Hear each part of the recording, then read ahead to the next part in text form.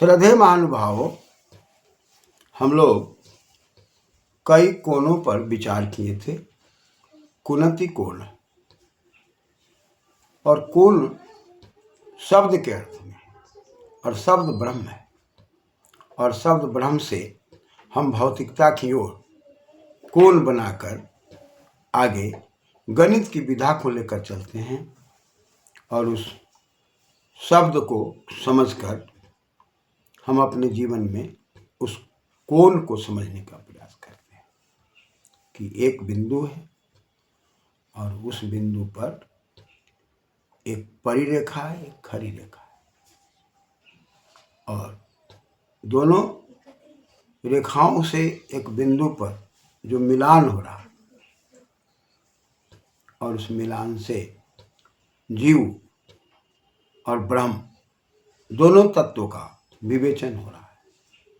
वह जीव ब्रह्म के साथ मिलकर, जो ब्रह्म आनंदमयी है, और जीव बार बार आ रहा है, जा रहा है, जन्म और मरण के कारण वह बार बार अपने कर्मों में स्थिरता को नहीं धारण कर रहा है।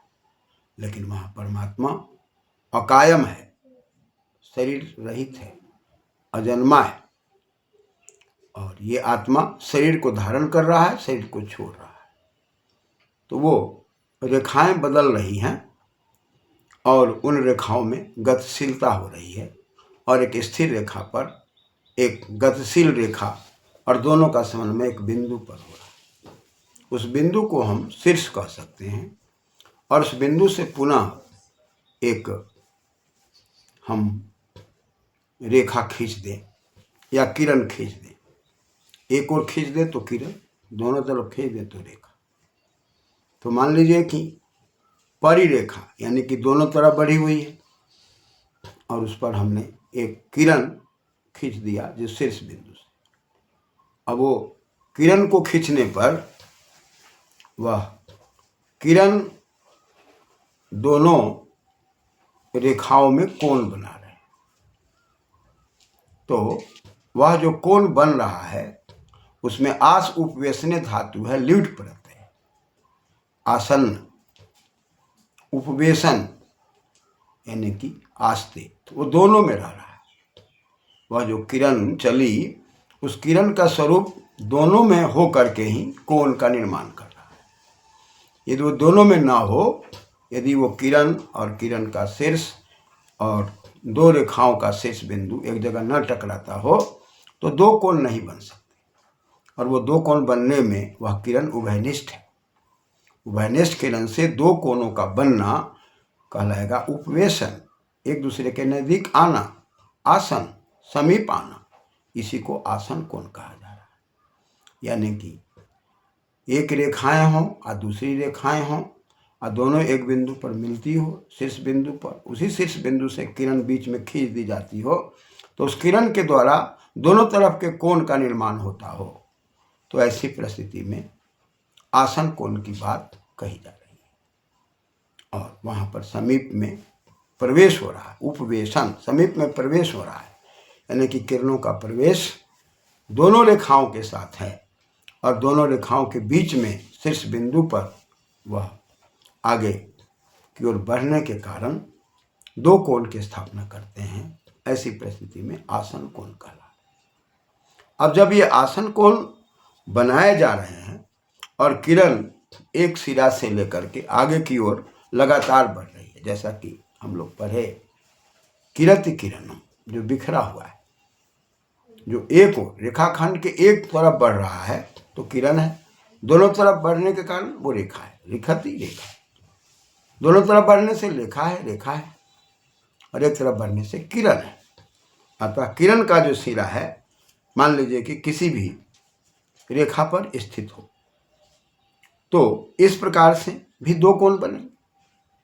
यदि कोई रेखा है, उसके ऊपर किरण का एक सिरा स्थित हो और वो किरण आगे की ओर बढ़ गई हो, तो उसके द्वारा दो कोण उस स्थिर रेखा पर या परी हुई रेखा पर दिखाई पड़ती है। तो ऐसी परिस्थिति में दो कोण जो बनेंगे, दोनों को हम यदि जोड़ने का प्रयास करें, योग करने का प्रयास करें तो 180 हो जाता है। जैसा कि हम लोग पहले विचार किए थे कि 0 से आगे बढ़े 90 तक, 90 से गए 180 तक, तो 180 पर जाने पर वो सीधी रेखा हो गई, सरल रेखा हो गई, रिजु कहलाया, यानी कि स्ट्रेट लाइन कहलाया, स्ट्रेट एंगल बन गया वहाँ पर। और वह कोण जो चला था शब्द में, वो बिना शब्द में ही आ गया। तो शब्दों की दुनिया में जाकर पुनः वो शब्दों में आकर सरलता में आ गया। जहाँ से चले थे, जिसमें चले थे, उसी में चला जाना है। तो इस आध्यात्मिक तत्व को भौतिक तत्व से जोड़ करके समझने पर शिक्षा का उद्देश्य अधिक पूर्ण होता है कि हम संसार के लिए भी शिक्षा का ग्रहण करते हैं, जिसको अविद्या कहते हैं, और आध्यात्मिक जगत में अमृत को पाने के लिए भी हम विद्या लेते हैं। उसको विद्या कहा जाता है, अमृत से मिलने का। वेद यथावत तत्व पदार्थ स्वरूपया स विद्या, तत्व के पदार्थ के स्वरूप को ज्यों के त्यों जान लेना विद्या कहलाता है। और कुछ चीज़ों को जानना, कुछ चीज़ों को नहीं जानना, अधूरा जीवन जीना अविद्या है। ये भौतिक विद्या को अविद्या कही गई है। जो मनुष्य के द्वारा भूत सत्ता में आने वाले प्राणियों के द्वारा पैदा होती है, वो विद्या अविद्या है। परम तत्व के द्वारा जो विद्या है वो सात्विक है। अतः विद्या विद्या दोनों को जानना है, भौतिक संसार को, अलौकिक संसार को, दोनों को जानना है। तो उसके लिए वहाँ तक जाने की व्यवस्था में हम कोण पर विचार किए, शब्द पर विचार किए, और उस कोण का जब विचार किए तो एक बिंदु है, बिंदु के ऊपर रेखाओं का आना हो रहा है और स्थिर रेखा है, और उस पर एक शीर्ष से वह आगे की ओर किरण बढ़ गई तो बिखरती हुई चली गई। उस प्रकार हम लोगों का जीवन बिखरता हुआ चला गया जन्म जन्मांतर में, और अंत में हम पुनः उसी परम तत्व को जानकर समझकर पुनः स्थिर हो गए, पुनः आनंद में चले गए, पुनः समाधि में चले गए। तो ये फैलाव और ये किरण और ये विकिरण और हमारे जीवन के अंदर प्रकृति विकृति और कहीं स्वीकृति कहीं अस्वीकृति, इन चीज़ों को समझने के लिए कहा कि भाई यदि कोई रेखा हो और उस रेखा पर एक किरण फैली हुई हो बीचों बीच, और वो उसका शीर्ष बिंदु हो बीच में, और उस शीर्ष से आगे बढ़ गई हो, तो दोनों तरफ कोण बनेंगे, और दोनों कोण को जोड़ेंगे तो 180 डिग्री हो जाएगा। यानी कि 180 डिग्री होने का मतलब वो संपूरक हो जाएगा। संपूरक माने संतुलित होकर के पूरा करेगा। उसी प्रकार हमें भी अपने जीवन में संतुलित होकर के अपने जीवन को पूरा करना है, संपूरक की ओर बढ़ना है। हम पूरक हैं, हम पूरा करने में लगे हुए हैं। पूरयति पूर्णम तस्य पूर्णम पूरक पूर्ण, हम पूरा करने में लगे हुए हैं, और संतुलित जब हो जाते हैं तो हमारा जीवन, हमारा स्वास्थ्य, आना जाना सब स्थिर हो जाता है।